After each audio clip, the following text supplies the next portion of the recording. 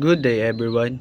Today I'll be discussing how cities act as engines of globalization, driving economic growth, cultural exchange, and technological innovation around the world. When we think of globalization, we often picture international trade, digital communication, and multinational companies.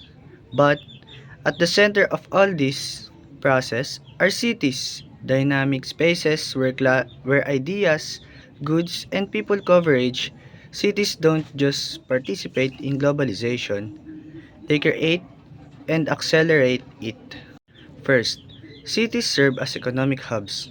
Urban areas concentrate industry, financial institution, and labor markets, making them magnets for investment and innovation.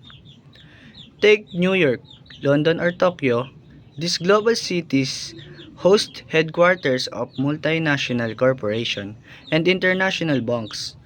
Their stock exchange influence the global economy daily. Even emerging cities like Shanghai, Dubai, and Singapore have become critical nodes linking global supply chain. Through trade ports, airports, and digital infrastructure, they connect local economies to the world market. In short, the economic power of cities fuels global interdependence.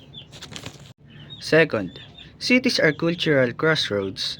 Because of migration and tourism, cities bring together people from different nationalities, language, and religions. For example, London has residents from over 270 nationalities and speaks more than 300 languages. Similarly, New York is known as a melting pot where global cuisines, fashions, and art exist. This cultural mix encourages innovation, creativity, and tolerance, but it also presents challenges like managing diversity, inequality, and cultural preservation. Global cities become places where local and global culture blend, creating trends that spread worldwide, from music and movies to food and technology. Cities are the driving force behind globalization. They connect economies, blend cultures, and pioneer technologies that transcend borders. However, their global role also comes with responsibilities, reducing inequality, protecting the environment, and ensuring the globalization benefits everyone.